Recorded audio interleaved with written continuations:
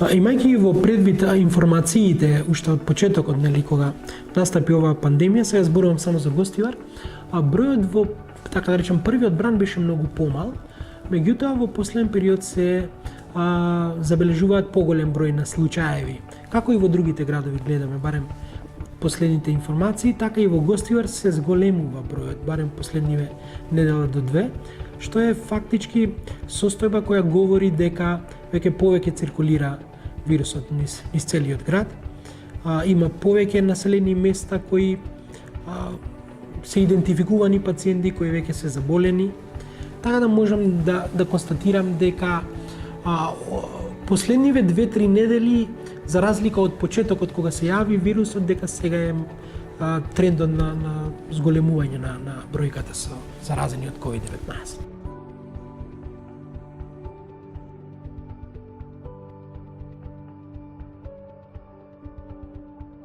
Кога се работи за овој вирус, сега ние се уште ние енигма, имаме непознат непријател и имајќи ги информациите на светско ниво, гледаме дека се уште немаме јасни, децидни, точни информации за вирусот. И тоа што е моje мислење дека можеби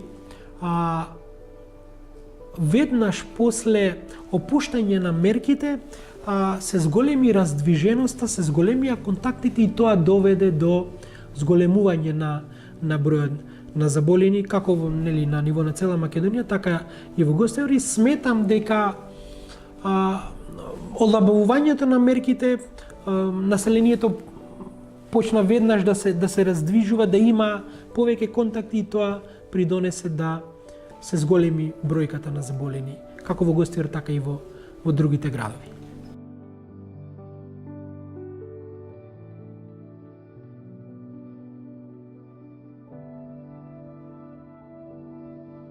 Кога се соочувате со ваква пандемија, многу е битно да се направи еден баланс на донесување на некакви мерки со олабавување на мерките. Што сакам со ова да кажам? Многу е битна добра проценка на вирулентноста и начинот на пренесување на вирусот, се зборам генерално, и колку вие ќе превземете соодветни ригорозни мерки, така и всушност го балансирате бројот на заболени во иднина. Што со ова сакам да кажам? Ако вие премногу донесете строги мерки, вие можеби во еден временски период ќе имате намалување, но веднаш после олабавувањето ќе ви се зголеми бројот. Значи епидемиолозите многу подобро знаат ова да го објаснат, но целата работа е во суштината во пандемиите и ширењето на вирусните заболувања, таа епидемиолошка крива да се потрудиме што повеќе да ја истегнеме во подолг временски период. Бидејќи ако вие имате многу заболени во одреден временски период, го оптеретувате здравствениот систем и тој не може соодветно да одговори. Затоа добри експертски мерки од страна на епидемиолози, кога би направиле добра анализа на состојбата, како би донесувале соодветни мерки експертите, така и кривата би се разблажувала во текот на временскиот период. И сега, ако вие донесете премногу ригорозни мерки, може би платото на таа крива да ви падне, но ако потоа ги олабавите мерките, веднаш ви се качува. Умешноста во сето ова е да донесувате мерки балансирани кои ќе направат таа крива да има некој си плато. И сега ако земете да направите анализа во земите, можете да дојдете до следниви информации. Земји кои даваа многу ригорозни мерки, па сега по вторава ситуација имате поголем пик на заболување. Земји каде што беа полабави мерките, имате или поблаго плато. Генерално кажано на одговор на ова прашање е дека многу е битно балансирано донесување на одредени мерки. Бидејќи ако вие премногу стегате, после тоа ви се ова поголем број на заболување. Сега, моето конкретно мислење на ова е дека можно е да се појави уште еден таков бран, но верувам дека бројот ќе биде многу помал за разлика од овој втор пик сега што ни се случува.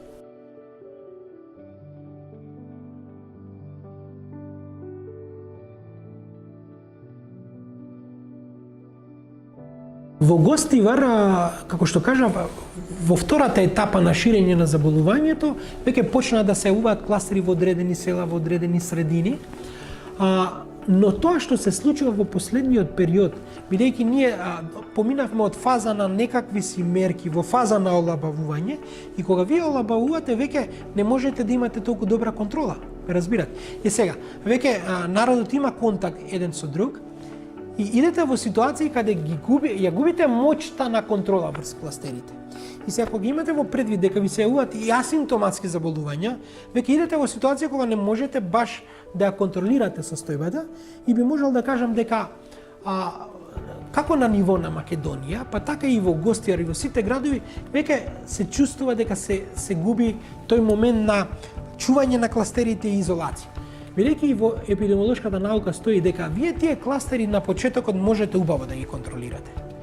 Меѓутоа, во онаа ситуација кога олабавувате мерки, доаѓа до интеракција меѓу луѓето, веќе по автоматизам ја губите моќта врз тие кластери и останува се на свеста на луѓето, на заштита, на носење на маски, на лична хигиена, миење раце, се со цел, како што кажав, да не дојде до премногу голем пик. Тоа што се случува сега во нашата држава, гледате дека имаме троцифрен број и освен како медицински лица да пренесеме порака и апел дека мора да се штитат луѓето сами, нема ништо друго што може да направи. Значи, останува на свеста на народот. Припазување на мерките кои ги даваат властите, носење маски, ракавици, заштита, се со цел како би направиле да помалку се шири бројот. Меѓутоа, генерално, мое барем размислување сега веќе не може да се држи таа контрола на кластери.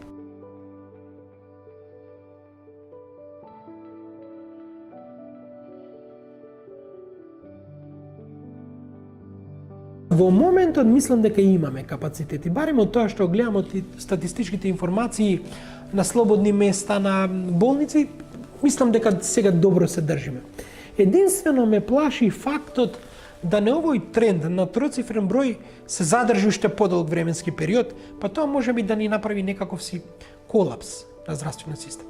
Но ја цврсто сум убеден дека ќе почне да паѓа бројката и на тој начин ќе успее здравствениот систем да се задржи со својот капацитет да може да одговори на заболувањата. Меѓутоа се надеваме, сите ние како медицински лица се надеваме дека би требало веќе да почне да опаѓа бројот на заболени, а со тоа се растаретува и здравствениот систем.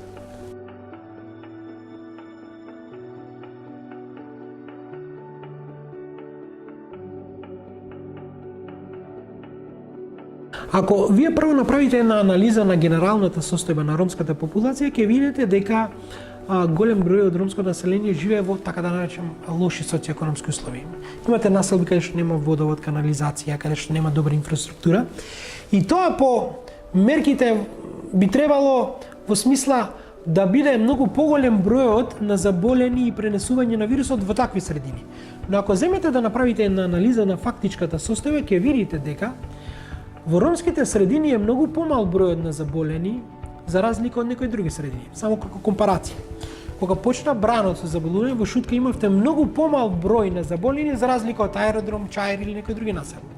Во Гостивар, бидејќи јас сум во здравствениот систем како доктор, вие скоро и да немате ром кој е заболен од ова заболување, иако имаш некои 10 на 15 тестови направени, но излегоа негативни. И сега тука гледаме еден феномен. Феномен на тоа што таму каде што би требало повеќе да се шири, напротив, ширењето е многу помало. Но да не заборавиме еден многу битен факт.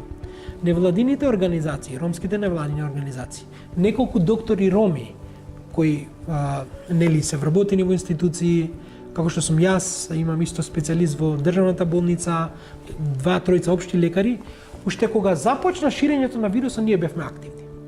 Имавме неколку емисии на веб портали, правевме брошури, го информиравме народот дека мора да се заштити, бидејќи на тој начин ќе успее да се намали процентот на заболување.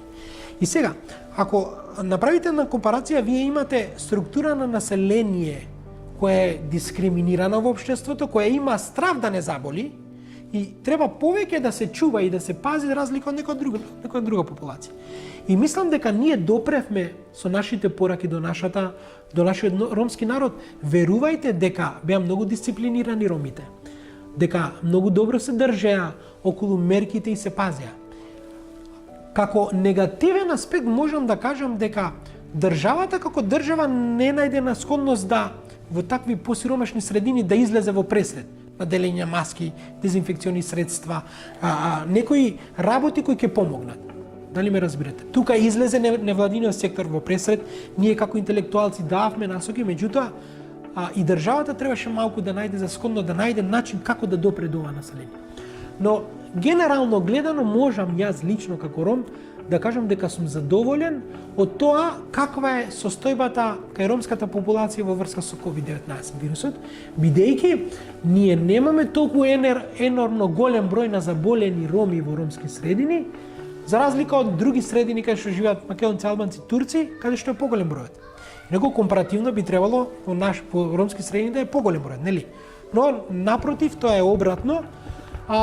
Времето ќе покажат и студиите зашто тоа се случува, но знам и тврдам дека голем удел имаат невладините организации, активисти, роми, студенти, средношколци и роми, кои исто така даваат придонес. Само како аргументи. Ние како невладина организација Сонце, уште на почеток веднаш бевме активни во превенција. Имате организација Студентска Рома Верзитас која има кол центар каде што ромите може да се јават и да прашуваат. Имате во Шутка организации кои работат и го информираат населението. Сето тоа сметам дека придонесе да се почитуваат мерките, да се свати сериозно состојбата и да не дојде до премногу големо ширење на ова заболување, зашто сум ја верувајте многу среќен.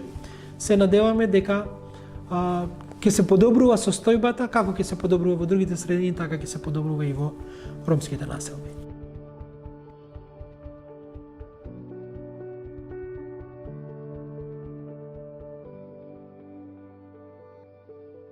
А што се однесува на ова прашање, прво мора да разграничиме некои научни работи, а тоа се. Вие, кога правите масовно тестирање, имате можност тоа да го правите, вие имате поголема контрола врз ширење на заболувањето. Значи, масовното тестирање овозможува да имате добар скрининг на состојбата на популацијата и да знаете каде имате заболување, каде треба да изолирате, каде треба да пуштате. И тоа масовно тестирање епидемиолозите многу подобро може да го објаснат, дека има големо влијание негде на почетокот во контролата на епидемијата. Кога епидемијата зема поголеми размери, каде што имате асимптоматски, каде што веќе имате контакти меѓу луѓето поголеми, вие не можете да имате контрола преку масовните тестирања. Значи, според мене, масовните тестирања би дали во резултат кога би се фатиле негде на почетокот. Но веќе од средината навака вие да ги правите тие масовни тестирања, не можете целосно да имате контролата и на состојбата на населението. И затоа велам дека правење на масовни тестови, ако би ги правеле врз ромското население на почеток, јас сум сигурен дека ќе излегуваа негативни.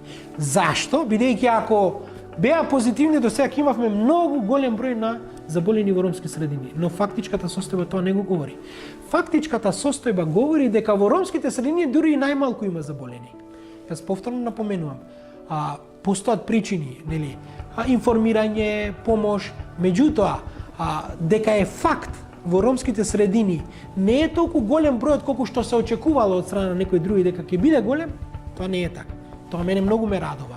Причините зашто е тоа така оставаме на студија која понатаму треба да се испитува. Но факт е дека во ромските средини бројот не е толку голем колку што некој очекуваше, имајќи во предвид социоекономските услови на живење. Но генерално на одговор на ова прашање е дека јас не сум за тестирање. Вие кога тестирате, мора да тестирате во поширока смисла целиот народ за да видите каде се тие кластери. Што вирусот не бира пол, не бира нација, не бира народ, не бира ништо.